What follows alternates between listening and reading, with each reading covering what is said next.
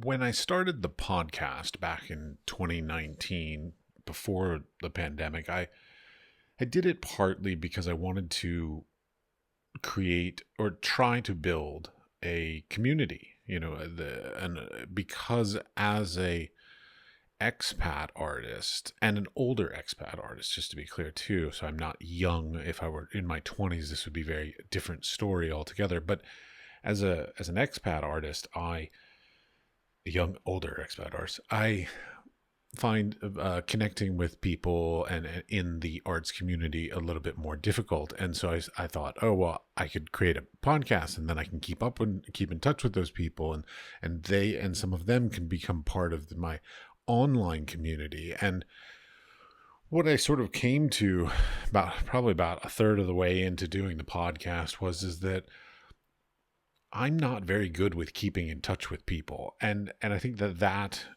sort of personality trait that I have made it exponentially more difficult, because like every time I talk to people about, doing the business of the arts and all this, they're always like, oh, well, you should create a newsletter. And I'm like, I don't want to do it. I don't want to do a newsletter. I don't think people care that much about what I'm doing. And I'm not even sure I have enough sort of information, new things going on to create a newsletter that would be in any way interesting. So it's one of those hard things of like, I don't know where it came from my childhood or something in my life that I'm not good with keeping up with people. There are people in my life that when I see them, it's just like no time has passed. We're good. We move on. We continue on. We just talk about stories, and we still sort of, the foundations of our friendships and whatever is very rooted enough that we don't feel like really time has passed or any distance or anything like that. But that's not the kind of sort of friendships that I'm talking about with this. I remember in grad school, and I've told this story before, but in grad school that people used to say, oh, well, graduate school is about making friends, not necessarily making work. It's about making the connections, be it to the professors or to the other students or to professional outreaches through the students and through the teachers, whatever it is, that's what it was for. And I didn't listen to that. And I was focused all my life. I've been focused on like making good work, like expressive ideas, different perspectives, unique techniques, whatever I could come up with to find a thing that sort of shared what was going on in my head and what I wanted to express. But that's not the business of the arts. That's not and it's not even just the business of the arts. It's the role of being an artist in this day and age.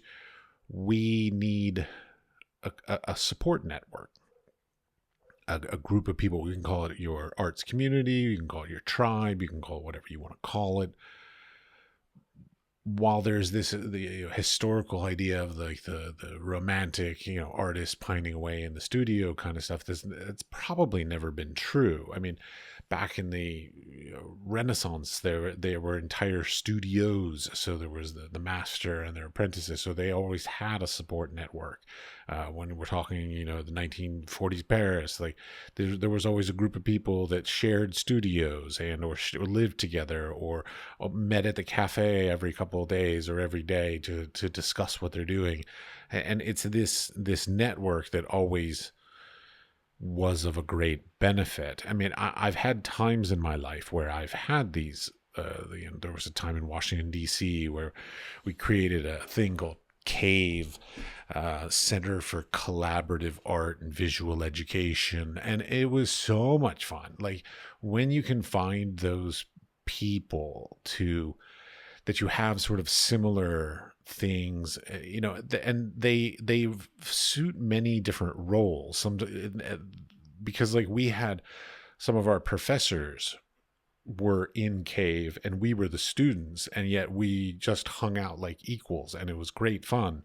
And this tribe, this community around you, as I said, can sort of play many roles. They can be better than you, or more, whatever, more, they have more experience than you, and so they can play a mentorship role. They can motivate you and sort of maybe push you to do better. Or they could, it sounds really catty, but they could be worse than you. And so it sort of strokes your ego, and you're like, well, I'm better than these people. And that sometimes that's very useful. Your ego is a fragile thing. And so sometimes being the top of a dog is helpful, but sometimes being at the bottom and being the one learning is also helpful. So it plays different roles. Like, I had this guy, Chris, that was in my undergraduate program at Corcoran. He was in my class with me, and we competed constantly. Like, we always tried to one up each other. Like, anytime he would do something, I would try to do something even more outrageous or more technically proficient or whatever. If he printed big, I tried to print bigger. If he printed in color, I tried to print bigger in color, and vice versa. And we pushed each other to do better. And so, like, my time at the Corcoran was good, but had I not had that colleague to, push me to do better, then I might not have done better. So that the role of these other people in our lives cannot be understated. They are of the utmost importance. And one of the difficulties of being an artist in this day and age is having those people around. They are very hard to find, and then they are also very hard to keep. Like in the time when I was doing the podcast, there were probably about a dozen people that, like, I got along with super well, and I was completely excited and jazzed by, like, just what we talked about, how we talked.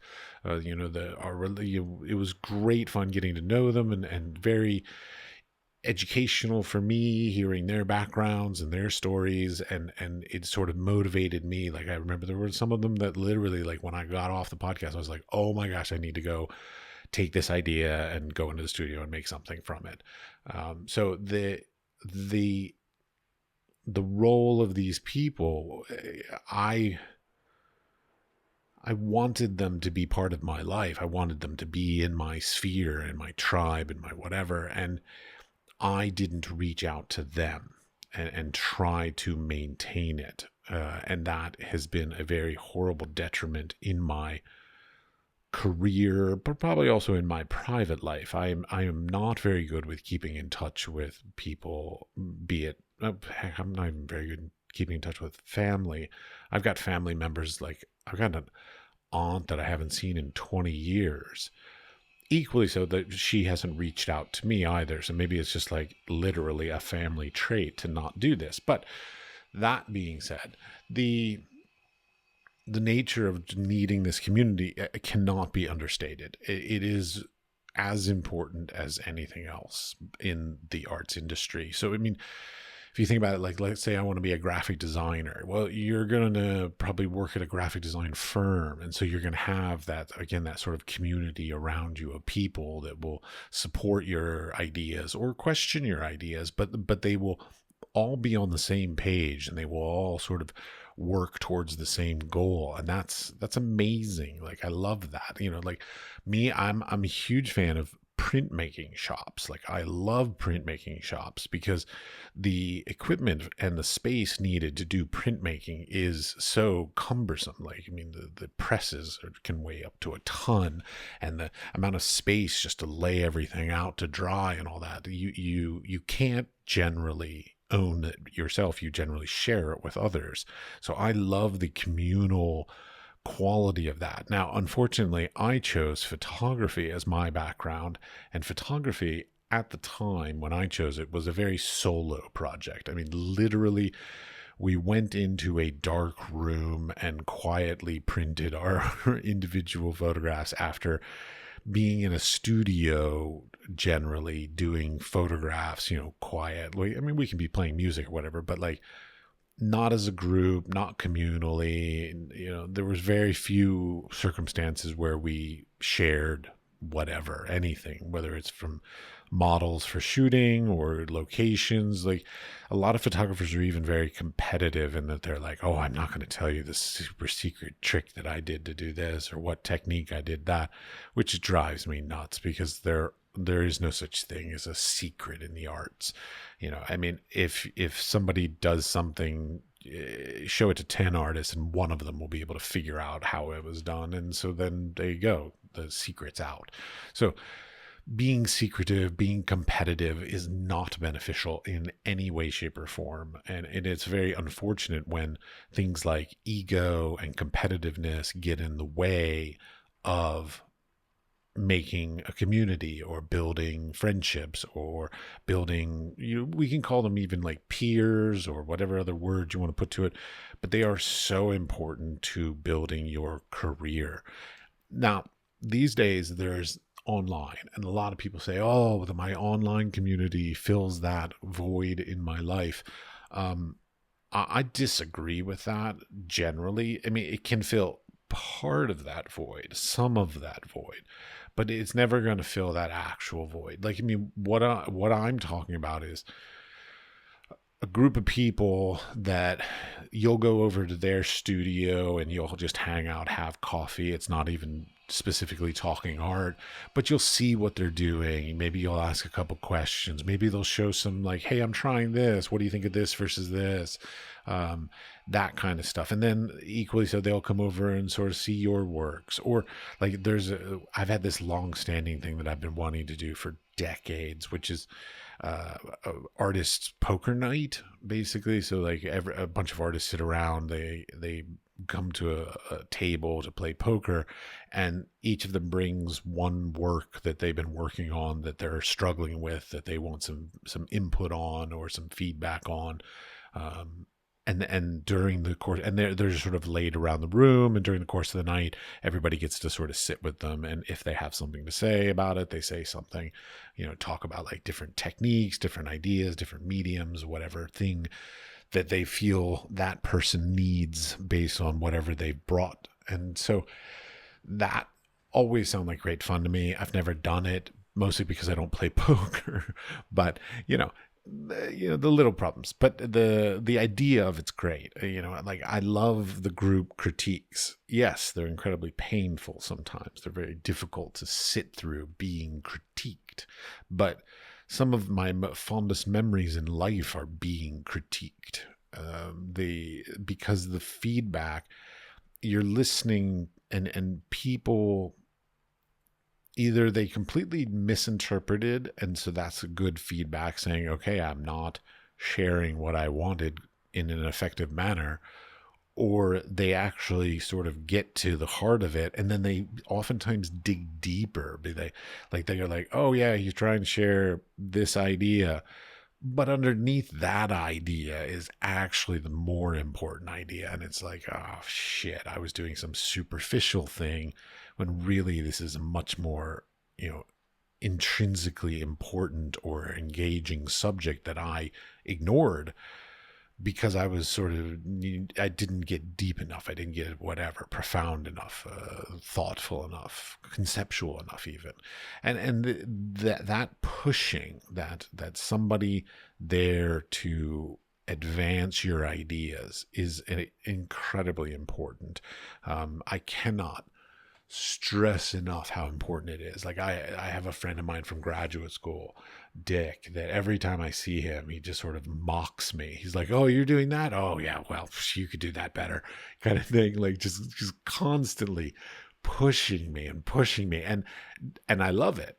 I'm it's great. I'm not upset by it. It's just sort of a very fun interaction. And even simple things like I was hanging out with a friend of mine in North Carolina recently, and we were just talking, and they just said, we were talking about like writing in journals, and they said, oh, I always loved it when you did text in your work. And I was like, really? Like that was a good thing? Like it never dawned on me that anybody even cared about that. So it's things like that. It's not where you're actually sitting around doing critiques, but it's just hearing feedback. And I was able to equally give that friend some feedback in return about how that they have been doing the same thing for years and they run their own business, and that what might benefit them is actually branching out into doing things that are not business specific. So trying something completely new and different. We even talked about the idea of, maybe getting a vacation home somewhere else, and in that vacation home location, doing something completely different from the sort of business side of what they have been known for decades. And these are the kinds of feedbacks that are immeasurably helpful, that I and artists in general sort of can't come to on our own, or can't feel confident in making the choice or the decision to do this thing on our own. And oftentimes having a second person or a third person sort of reassure that what sounds like crazy or irrational idea or direction you're thinking about doing might actually be something worthwhile is so impactful and so useful. And therefore, like, the idea of being the lone artist is unfortunate. As much as it's romantic, and I enjoy a romantic historical idea, it never really was, and it shouldn't be romanticized at this point.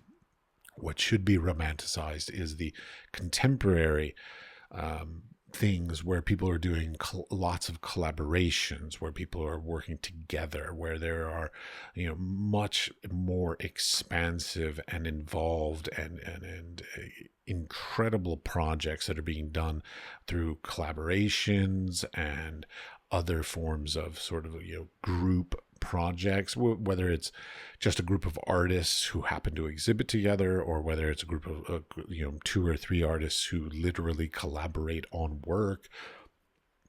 However it's done, I envy the people that have that ability to have that support group, that support network that pushes them and encourages them. Yeah, that's pretty much it. I envy them. But that community extends even farther, because there's the business aspect. So while I desire to have a community of artists and creative people around me, of course, we also want the curators and we want the gallerists, but also the one that I wish I did, because again, I have a good friend. I have a friend that is very, very good with knowing and maintaining relationships with people who purchase his work. And that is, boy, I wish I could go back to day one. I wish before graduate school, like even to high school, like I wish I could go back to day one and just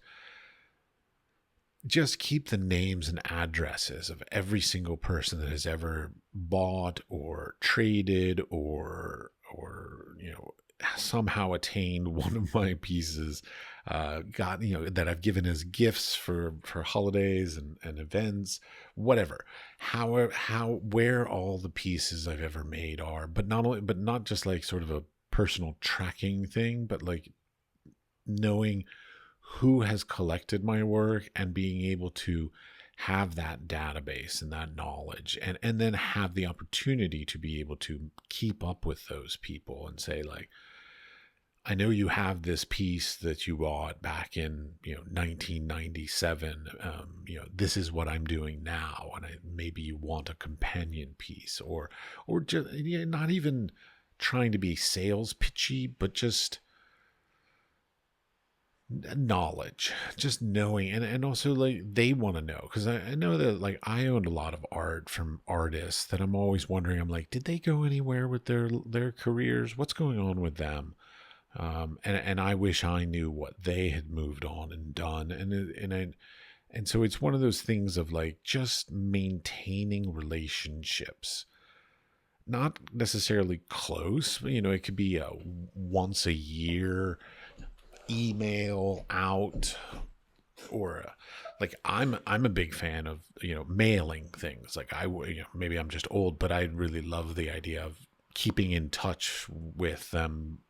I would love to do not postcards, but like unique handwritten kind of things out to everybody, and just sort of just keep in touch.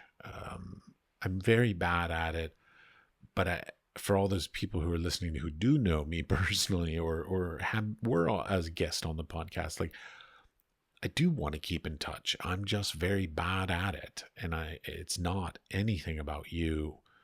It's about me, and I need to get better at that. Though I'm 51, I'm not sure I'm going to get better at it at this point, but I do desire to get better at it. I think about it quite often. There's a project that I want to try and work on, which is a print swap. Like, I've done them many times, where you do print portfolios and with like 10 or 15 people, and you all put in works together, and then you each get portfolios of each other's works. That's amazing. I love that.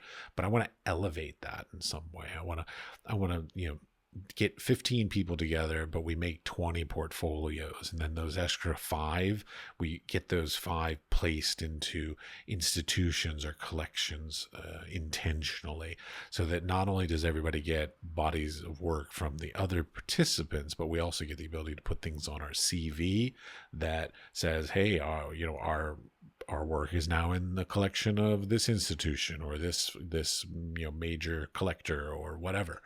Like, that's really fun, because it bonds those people together, but it also sort of gives us all something additional on our CV, which is, these are the kinds of little things that we want. Like, somebody made a comment the other day about, like, that I should be grateful that I've been I have pieces in museums and in collections, and it is amazing, but that's kind of just something that's on a CV that doesn't really, I don't walk around every day and just be like, oh, well, I've got pieces in the collection of blankety blank. Like that, that's not how it affects us.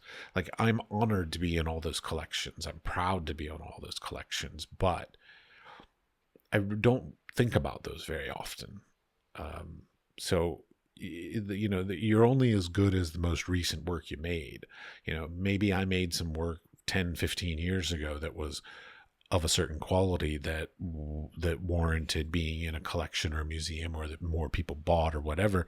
But if I'm not maintaining that level of work throughout my career, then that's not really that useful. I mean, and maybe I'm being overly critical or overly analytical, but I feel like I want every piece I make to be the best piece. So, like, every new piece I make should be better than the thing I made before.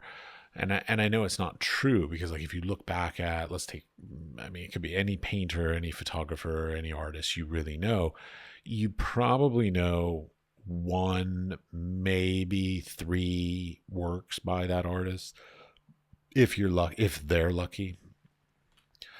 But you don't know their whole body of work. So, like, it's not about every single piece being the best piece ever made by you, or in your studio, or, your collective, but it's about trying to find that piece that resonates, that will become the iconic thing that is representative of your life. And it's sort of sad that a lot of artists, we will go through our entire lives and it'll be muddled down to like one piece that would be the thing that we're most remembered for. But to be honest, I'd be honored to even have one piece to be remembered for, much less, dozen pieces to be remembered for. So the idea of building that community, though, is really important, because they're the ones who are going to push you. They're the ones who are going to encourage you, but also they're the ones who are going to introduce you to other opportunities. Like, I can't tell you how many times in the course of my career, a peer has been like, oh, did you hear about this exhibition opportunity? Or, oh, hey, I'd love to introduce you to the gallery director of the gallery that's representing my work. Maybe they'd be interested in your work. This is the kind of stuff that that network of people can elevate for you. Some people find it in their work. Like, I'm a teacher, so I in a perfect world, those other peers, those other teachers, those administrators would be those part of that network of helpful people. Though admittedly, I have been at some schools where it was a bit more competitive and they weren't quite so sharing and helpful. But I've also been to schools that they were incredibly supportive and helpful and sharing. So it's not an all one size fits all kind of thing, but some are better than others, let's say. So it's hard. It's really hard, and I struggle with it, and I imagine a lot of people struggle with it, and I hope that we can all learn to get a little better at it. And that's part of the process of what I'm talking about here, is sometimes by putting it out into the world and by saying it to other people, I might go, oh, yeah, okay, I got to get better at that. I have publicly admitted that I'm horrible at this, so now I actually need to make a change. So that, it's one thing to just sit around and rattle around in your head with like, well, I'm not good at that or this. But it's another thing once you say it in public, now everybody knows I'm not good at it. So now I actually have to try a little bit harder to be good at it. So here's to hoping that you all can find a little bit of solace, a little bit of optimism, a little bit of hope in the idea that you're not alone in this situation if you're similar to me, and that we can do better. I hope.